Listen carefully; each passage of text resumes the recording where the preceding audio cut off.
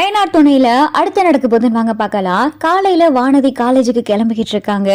அப்ப வானதியோட அப்பா, ஏய் நில்லு, இன்னைக்கு நீ காலேஜ் போகக்கூடாது அப்படின்னு சொல்லி வானதி அப்பா சொல்லவும், ஏன் நான் ஏன் காலேஜ் போகக்கூடாது, அதெல்லாம் எனக்கு போவேன், எனக்கு இன்னைக்கு ஒரு முக்கியமான கிளாஸ் இருக்கு, நான் போகதான் செய்வேன் அப்படின்னு சொல்லி வானதி சொல்லவும், என்ன முக்கியமான கிளாஸ், நீ படிக்கிற லட்சணம் தான் எங்களுக்கு தெரியல, எல்லா சப்ஜெக்ட்லயும் ஹரியரு, இதை வச்சுக்கிட்டு நீ வேற காலேஜுக்கு போற, இதுல முக்கியமான சப்ஜெக்ட் வேறையா, உன் படிப்பு லட்சணம் எங்களுக்கு தெரியாதா அப்படின்னு சொல்லி வானதி அப்பா மிரட்டவும், என்ன ஏன் இப்ப காலேஜ் போவேனான்னு சொல்றீங்க அப்படின்னு சொல்லி வானதி கேட்கவும், உன்னைய இன்னைக்கு பொண்ணு பார்க்க வராங்க அப்படின்னு சொல்லி வானதியோட அப்பா சொல்லவும், பொண்ணு பார்க்க வராங்களா, யாரை கேட்டு பொண்ணு பார்க்க வர சொன்னீங்க, எனக்கு இந்த கல்யாணத்தெல்லாம் விருப்பம் கிடையாது, அதெல்லாம் யாரும் வர வேணாம் அப்படின்னு சொல்லி வானதி சொல்லவும், எனது யாரும் வர வேணாமா, நான் என்ன உன்னை இப்ப என்ன சம்மதம் சொல்லியா கேட்டுக்கிட்டு இருந்தேன், இன்னைக்கு நீ காலேஜ் போக கூடாது, உன்னைய பொண்ணு பார்க்க வராங்க, நீ வீட்டுல தான் இருக்கணும் அப்படின்னு சொல்லி வானதி அப்பா சொல்லவும், உங்களுக்கு தான் தெரியும்ல எனக்கு பாண்டியை தான் பிடிக்கும்னு, இப்ப என்ன வந்துட்டு புதுசா பொண்ணு பார்க்க வந்திருக்காங்கன்னு சொல்றீங்க, என்ன எனக்கு ஒண்ணும் புரியலையே அப்படின்னு சொல்லி வானதி சொல்லவும், இங்க பாரு,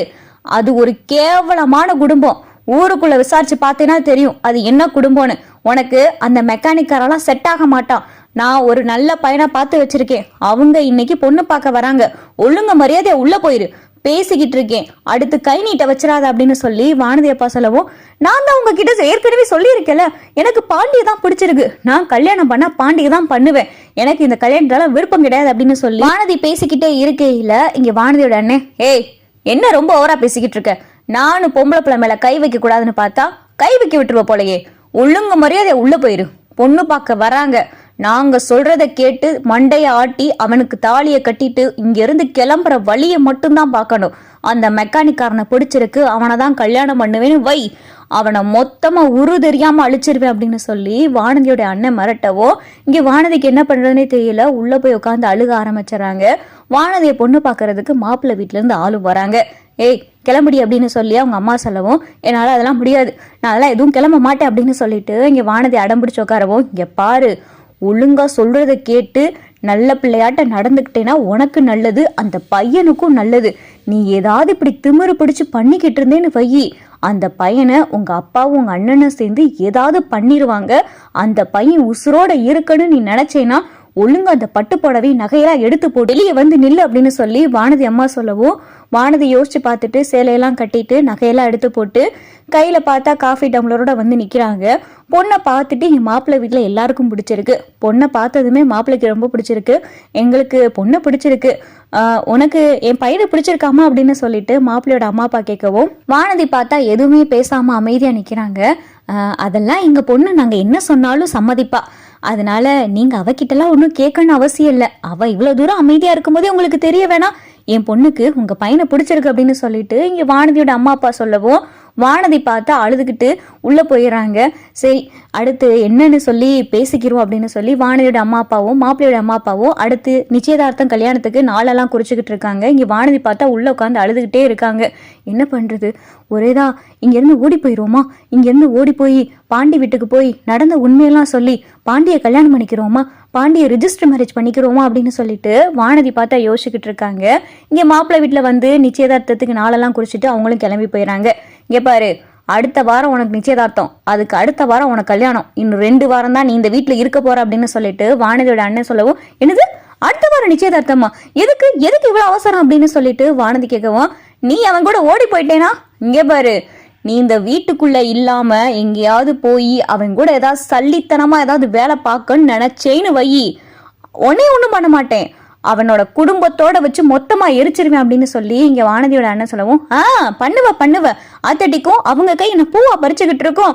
உனைய அவ்வளவுதான், உன்னை மேல போலீஸ் கம்ப்ளைண்ட் கொடுத்துரு அப்படின்னு சொல்லிட்டு இங்க பார்த்தா வானதி சொல்லவும், என்னடி என்ன பேசிக்கிட்டே இருக்க, நானும் போனா போதுன்னு சொல்லிட்டு இங்க பார்த்தா வானதியை போட்டு சப்பு சப்புன்னு அடிக்க ஆரம்பிச்சிடறாரு. ஒழுங்கு முறை நீ வீட்டுக்குள்ளே கடை, 2 வாரத்துக்கு நீ எங்கேயும் போகக்கூடாது, காலேஜுக்கும் போகக்கூடாது அப்படின்னு சொல்லிட்டு வானதியை ரூமுக்குள்ள போட்டு பார்த்தா வானதியோட அண்ணன் பூட்டிட்டு வந்துடுறாரு. அப்ப வானதியோட அம்மா அப்பா, டே ஏன்டா அப்படியெல்லாம் பண்ணிக்கிட்டு இருக்க அப்படின்னு சொல்லி வானதியோட அம்மா கேட்கவும், அவ ரொம்ப பேசிக்கிட்டு இருக்கா, எனக்கு தெரிஞ்சு அவ இந்த வீட்டை விட்டு ஓடக்கூட தயங்க மாட்டா, நம்ம மான மரியாதைலாம் காத்துல பறக்காம இருக்கோம்னா அவ எங்கேயும் காலேஜுக்குலாம் போகக்கூடாது, அவ 2 வாரத்துக்கு இந்த ரூமுக்குள்ள தான் கிடக்கணும், பசிக்குது எதுவும் கேனா கதவை மட்டும் திறந்து விட்டு சாப்பாடை மட்டும் கொடு, மற்றபடி அவ எதுக்காவது வெளியே போகணும் யாராவது ஏதாவது பண்ணீங்க அப்புறம் நடக்கிறதே வேற அப்படின்னு சொல்லிட்டு வானதியோட அண்ணன் பார்த்தா வெளியே போயிடறாரு. என்னங்க ஏங்க இப்படி எல்லாம் பண்ணிக்கிட்டு இருக்கேன் அப்படின்னு சொல்லி வானதியோட அம்மா கேட்கவும், இங்க பாரு அவன் சொல்றது சரிதான், அந்த மெக்கானிக் பைய கூட இவ ரொம்ப ஓவரா அட்வான்டேஜ் எடுத்து எல்லாம் பேசிக்கிட்டு திரிகிறா, எனக்கு தெரிஞ்சு இவ வீட்டை விட்டு ஓடி போனாலும் போயிருவா, அவன் சொல்றது சரிதான், என்ன 2 வாரத்துல தானே கல்யாணம், சட்டுப்புட்டு நீ இவளை எப்படியாவது இங்க இருந்து கல்யாணம் பண்ணி அனுப்பி விடுற வழியை பார்க்கணும் அப்படின்னு சொல்லிட்டு வானதியோட அப்பாவும் சொல்லிடுறாரு. வானதியோடைய அண்ணன் அவருடைய ஃப்ரெண்ட்ஸ் கிட்ட எல்லாம் பேசிக்கிட்டு இருக்காரு. டேய் என்னடா மச்சான் உன் முகமே ஒரு மாதிரியா இருக்கு அப்படின்னு சொல்லிட்டு வானதியோட அண்ணன் ஃப்ரெண்ட்ஸ் எல்லாம் கேட்கவும், இல்லடா அந்த மெக்கானிக்காரனை ஏதாவது பண்ணியே ஆகணும், அவன் வீட்டுக்கு போகையில அவனுடைய அண்ணன் என்னை எப்படி அடிச்சான், அந்த இதுக்கெல்லாம் அவனை பழி தீட்டே ஆகணும்டா அப்படின்னு சொல்லிட்டு இங்க வானதியோட அண்ணன் பேசிக்கிட்டு இருக்கல. சரிடா மச்சான் என்ன பண்ணலாம் நீயே சொல்ல அப்படின்னு சொல்லிட்டு இங்க பார்த்தா அவங்க ஃப்ரெண்டெல்லாம் கேட்கவும், என் தங்கச்சிக்கு இன்னும் 2 வாரத்துல கல்யாணம்டா, இந்த 2 வாரத்துக்கு அவனை எங்கேயாவது கடத்தி வச்சு அடைச்சு வைக்கணும்டா, அவன் இவ கண்ணுல படவே கூடாது, இவன் இங்க வெளியில இருந்தான்னு வையேன் இவ எப்படியாவது ஏதாவது பண்ணி அந்த கல்யாணத்தை நிப்பாட்டிடுவா, எனக்கு அவளை பத்தி நல்லாவே தெரியும், அவளுக்கு ஒண்ணு பிடிச்சிருச்சுன்னா அதை எப்படியாவது செஞ்சே தீருவா, அதனால இவனை ஏதாவது பண்ணணும்டா அப்படின்னு சொல்லிட்டு இங்க வானதியோட அண்ணன் அவருடைய ஃப்ரெண்ட்ஸு கூட பேசிக்கிட்டு இருக்கையில அதே வழியில தான் பார்த்தா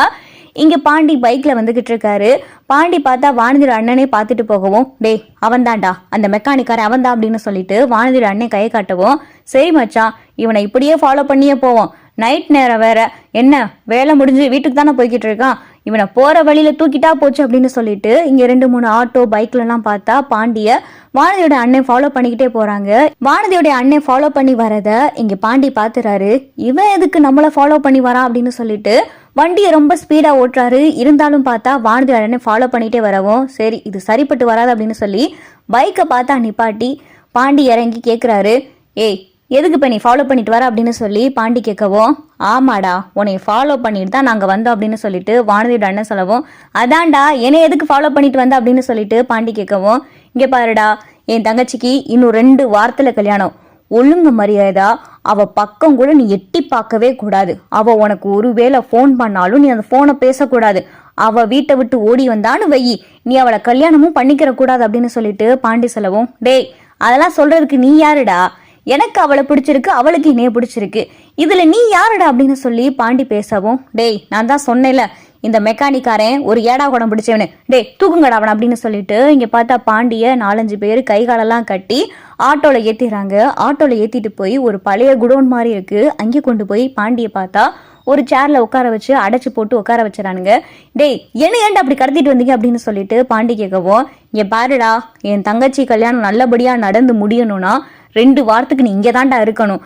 அவ கல்யாணம் நல்லபடியா நடந்து முடிஞ்சதுக்கு அப்புறமா இங்க இருந்து நீ போகலாம் அப்படின்னு சொல்லிட்டு வானதியோட அண்ணன் சொல்லவும், டேய் சரியான லூசு பயலாடா நீ, இங்க பாரு நான் இங்க இருக்கிற விஷயம் மட்டும் இந்த மாதிரி நீ கடத்திட்டு வந்த விஷயம்லாம் என் அண்ணனுக்கு தெரிஞ்சுன்னு வை உன்னை அவ்வளவுதான் பாத்துக்க அப்படின்னு சொல்லிட்டு பாண்டி செல்லவும், அதையும் பார்த்துலாண்டா யார் இங்க இருந்து உன்னை வந்து காப்பாத்த போறான் அப்படின்னு சொல்லி வானதியோட அண்ணன் பார்த்தா